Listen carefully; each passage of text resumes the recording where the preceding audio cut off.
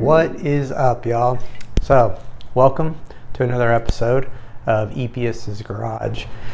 I'm here in the lovely garage with no space and not enough room for the tools that I want. But anyways, we're going to make do with what we have.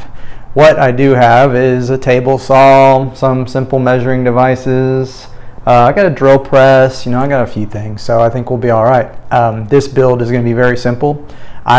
Somebody asked if I could make a farm bench for their kitchen dining room table, and I agreed. I gave them some plans, which included a build with dados and furniture grade material, and they liked it. However, they came back and they sent me some plans for a very, very simple bench, which ended up costing less to make because the materials is just simple 2x4s, 2x8s, and a 4x4.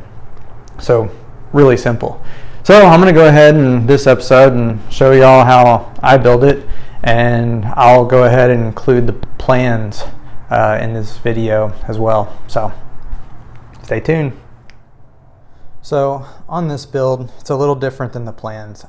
They gave me a specific height, depth, and length. They want 18 inches high, 15 inches deep, and 50 inches long. As you can tell on the plans that I posted, that does not come out to these dimensions. So I had to do what any good Marine would do and adapt and overcome. All right, so this being an 8-foot piece, it's awkward, cumbersome. I'm not going to try to cut pieces off on my table saw just yet. So I measured out rough measurements, and I'm going to use my Sawzall just to cut down, and then I'll clean it up on the table saw here in a minute or so. Alright, so what I'm doing here is I'm actually having to raise the blade all the way up, trim off just a blade's width just to square it up, and then I'm flipping it over so the square side's against my fence, and then running it through the rest of the way, and then I'm using a flush trim saw to finish the last 16th inch piece of cut.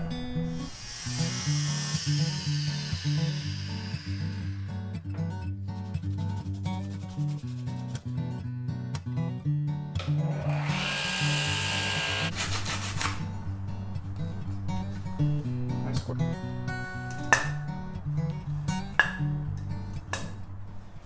Okay, so for the bench I'm building, and it's customized to the person who ordered this, I've got to cut out of this and another 2x8 that I have, and then two shorter ones that are 15 inches long, and those will go on the ends, as you can see in the pictures of the plans that I posted on this. What I'm trying to do is get the best piece for the 35 inch out of this, so I'm going to use my circular saw, rough cut these to about 15.5 inches, and then I'll put them on my table saw, square them all up. Alright, so I cut these to rough measurement, the 2x8s. The final measurement for this is going to be 15 inches. However, I cut them at like 15.5 so I can square up the sides on the table saw. Trying to cut these boards on my table saw in my little garage is cumbersome, dangerous, binds the saw, sticks way out. I don't have enough support, so that's why I'm doing it this way. Adjusting my blade, lock it. I'm going to use this. Once I take my measurement, move it down.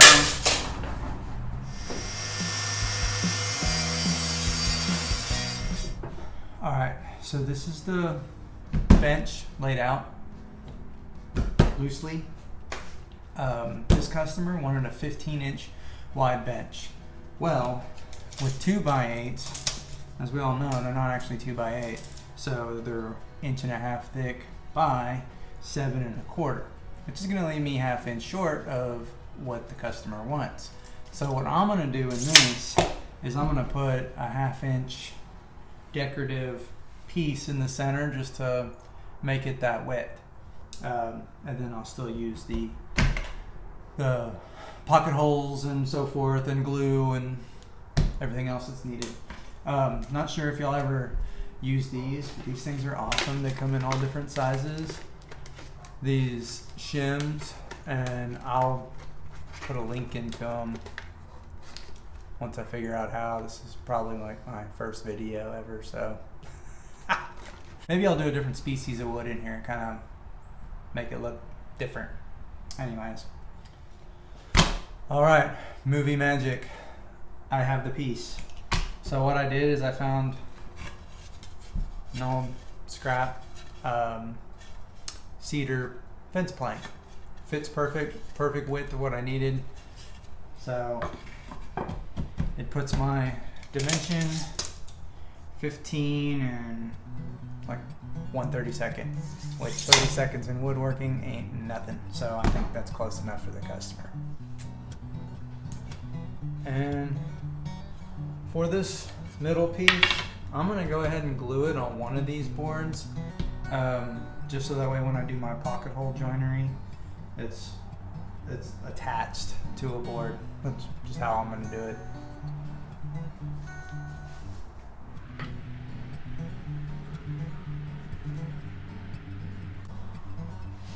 Dollar store, cut the ends off. Cheapest glue spreader ever. I want it this way, just because I do. And I'm gonna put it on the edge of the table. And I'm gonna make it a little bit proud to the surface that I'm gonna be sanding, just so I can get it perfectly flush. All right, so while I'm letting this piece dry, I'm gonna go ahead and drill the pocket holes. I don't need any pocket holes on this piece because I'm gonna drill them on this piece. It's gonna go into that piece. So while that one's drying, I can work on something else. This one's gonna get 4 pocket holes, and each end's gonna get 4 pocket holes too for each board on the end. Okay, so I'm gonna be using this Kreg pocket hole jig.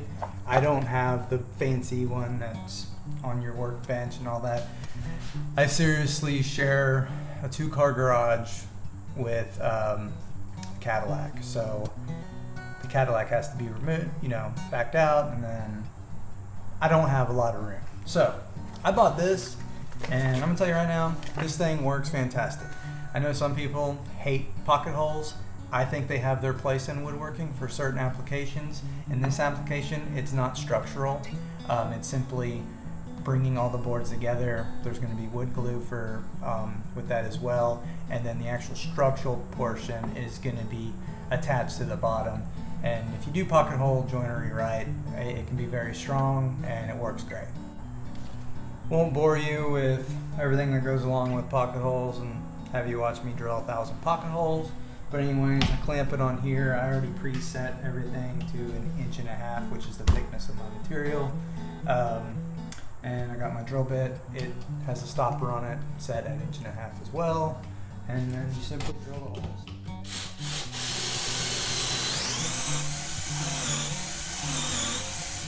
And that's really it. There's your little pocket holes. And then of course they take special screws, so you need those as well. But I highly recommend this Kreg jig. Works fantastic.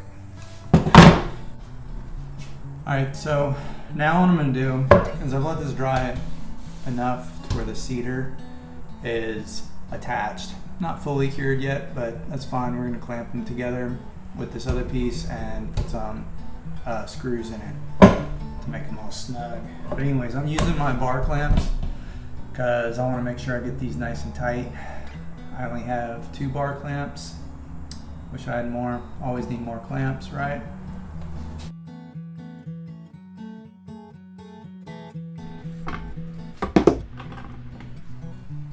Start applying a little bit of pressure.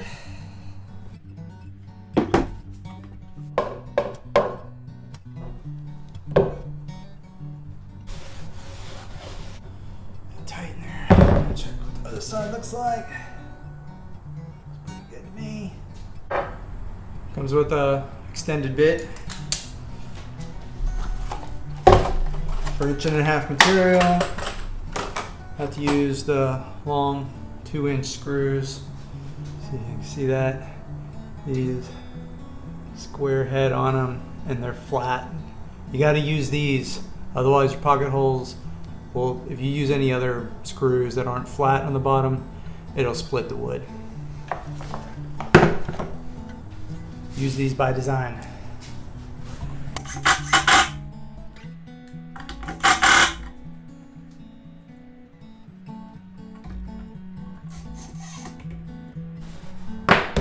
Now with pocket holes, you can buy those little plugs to fill these holes up with, or you can leave them. I leave them because I generally put them in places you're not going to see them anyways, so no point. Alright, so next day, and this piece is complete. Measures out perfectly at 15 inches, exactly where they wanted it. So the next step now, what I'm going to do is I'm going to take these in pieces. I already set them up in my clamps. We're going to put a little bit of glue. Yesterday I drilled the holes, so that should be already there. And that's it. We'll glue this up. And then from there I'm going to set up and try to figure out what I'm going to make my inner aprons and the distance I want my legs to be.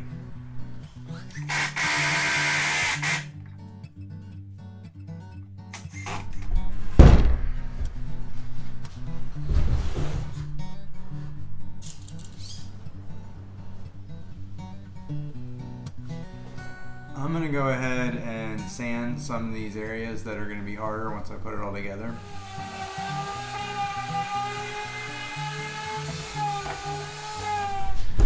Alright, so the next thing I'm going to do is I'm going to put a groove to accept the 2x4 so it'll set flush.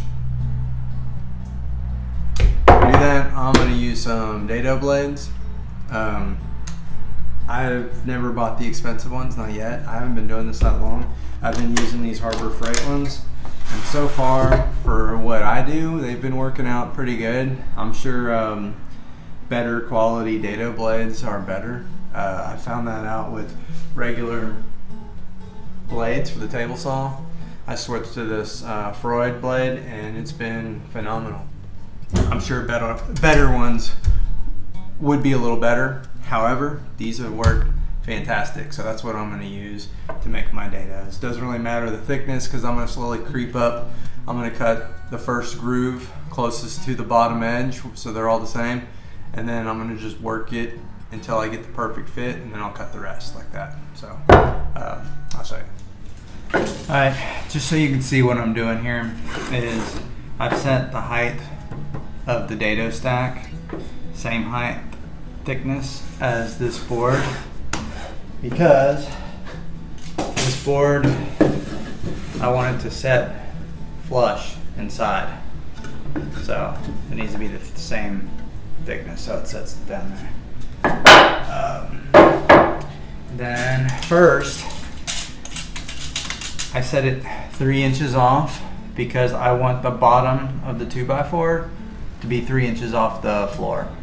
So that'll be my first cut. I'm going to do this cut with each leg piece, so that way they all have that same bottom, and then I'm going to take another leg piece and I'm going to slowly work up to where it's a perfect fit. Once I get that perfect fit, I'll set my fence, and I'll do the other 3 legs the same way. That way they all end up being the same. Now I am going to use my fence with this cross cut. However, it's not a through cut, so it should be fine by doing that.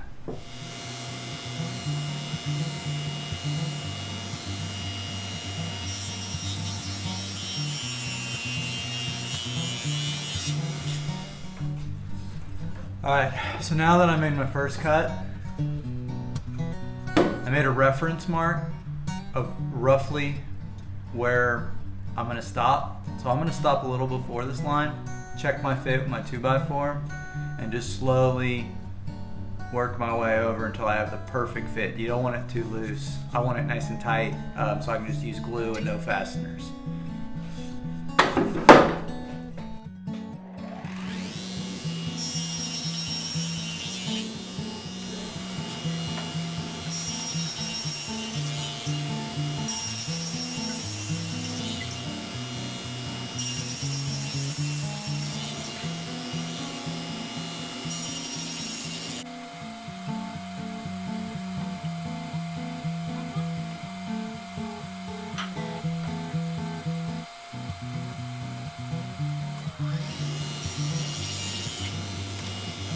This is okay. It's still a little loose. I'm gonna try to make the other ones tighter. All right, this is the fit I was looking for. Tight. That'll work. So what I'm gonna do is try to repeat that without having to work my way over every time. I'm gonna push this. I'm gonna bring my fence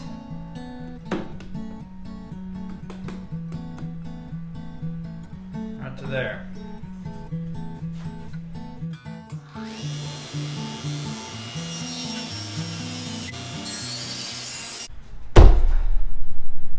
Alright, got my grooves. I'm gonna clean them up a little bit. I like to take old paint sticks, take some adhesive, spray adhesive, and gives you a good little filing stick. Boom! It's satisfying when it comes together like that. Nice and flush into the wood. Glue this up now and let this dry. Back to my handy dandy little dollar store spreader.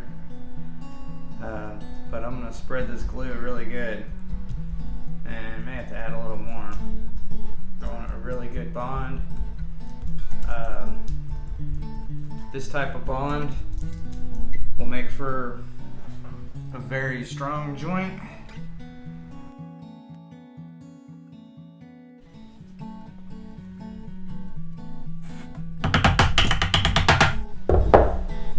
A little bit proud is okay, just a hair, so you can sand that down. But if you have it under, then you're going to try to sand that in. You're going to end up getting a wavy effect.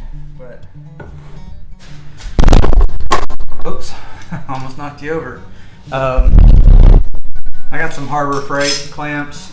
I think they work just fine. Some people don't like them. I think it's a whole Harbor Freight thing. Harbor Freight, there's a few things I use from Harbor Freight. Consumables, use a lot of consumables there. The Bauer sanding pads I found work really well. They last forever.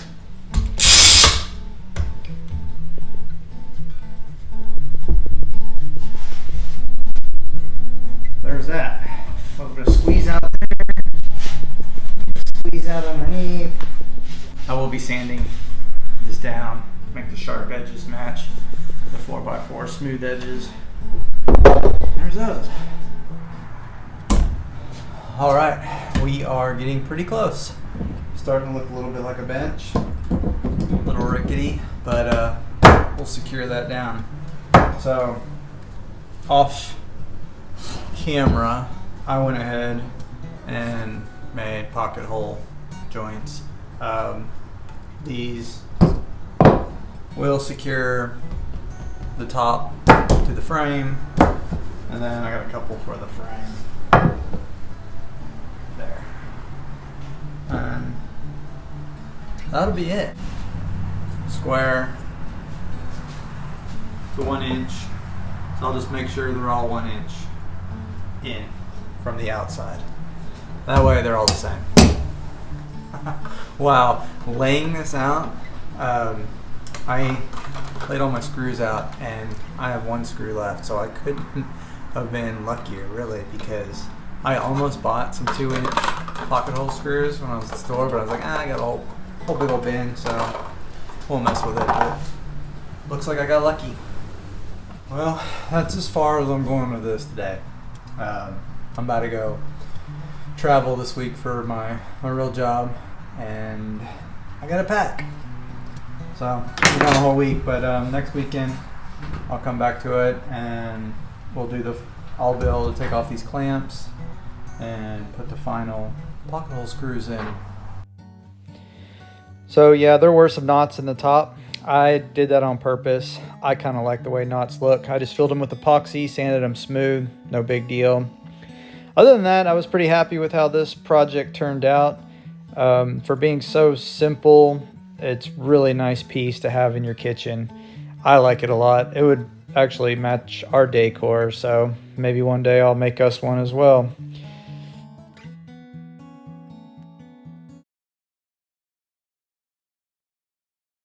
Hey y'all, thanks again for watching. Really hope you liked it. Please remember to like and subscribe if you did. See you next time.